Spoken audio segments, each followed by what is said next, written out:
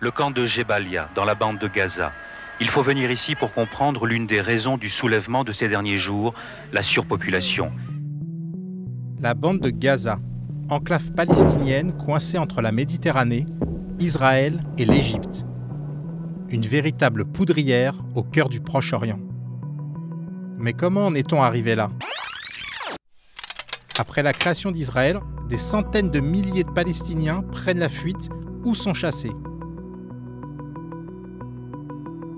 Nous appelons tous les Juifs de la diaspora à se joindre à nous et à nous prêter main forte pour faire que la rédemption d'Israël soit assumée jusqu'à la fin des siècles.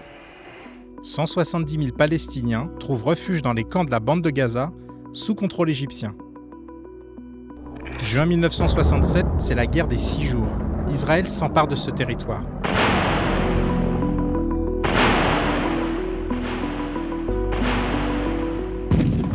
Les conditions de vie se dégradent avec les années. Et en 1987, la jeunesse gazaoui se soulève. C'est la première intifada.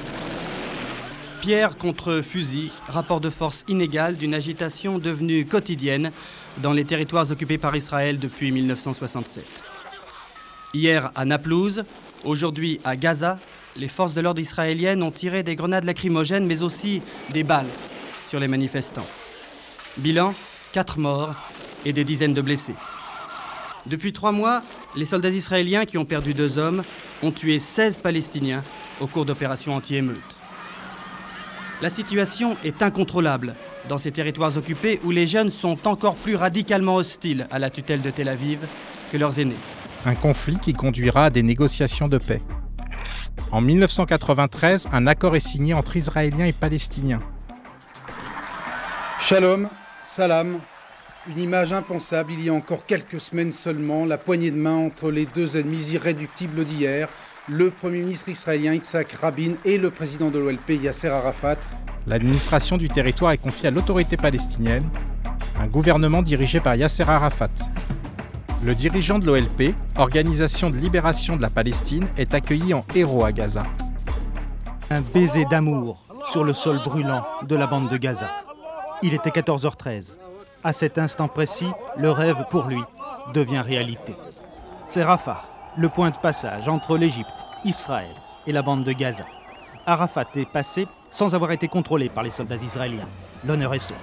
Je veux vous rappeler, dit Arafat, que nous avons devant nous une grande mission, celle de construire la patrie, nos institutions, reconstruire celles détruites par l'occupation israélienne. Mais le Hamas, bras armé des frères musulmans, ne veut pas de cette paix et provoque une vague d'attentats suicides organisés depuis Gaza.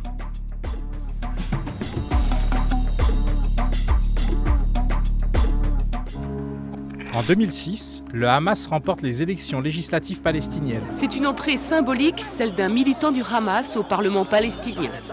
Un parlement désormais aux couleurs du parti islamiste.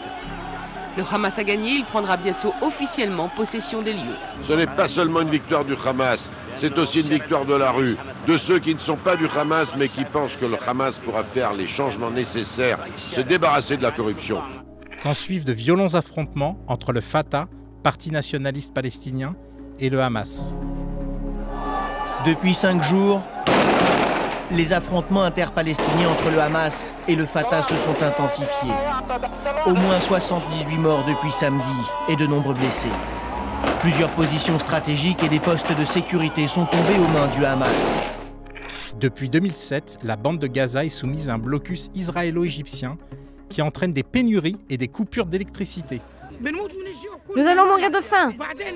La situation à Gaza était déjà mauvaise et nous n'avons même plus une seule tomate à manger. Ni moi, ni les autres. À la frontière, Israël a bloqué ce matin ce convoi de 30 camions qui devaient acheminer l'aide alimentaire. Un blocus total décidé en représailles aux tirs de roquettes palestiniens qui ont repris sur l'État hébreu. La situation à Gaza est catastrophique, car 750 000 réfugiés dépendent de l'aide alimentaire de l'ONU. Au centre de distribution où ses habitants sont venus se ravitailler une dernière fois aujourd'hui, la situation devient tendue. Une situation dénoncée par l'ONU. Le blocus imposé à la bande de Gaza est contre-productif, intenable et immoral. Il punit des civils innocents. Israël doit le lever immédiatement. Régulièrement, des affrontements éclatent entre Israël et la bande de Gaza, faisant toujours plus de victimes des deux côtés de la frontière.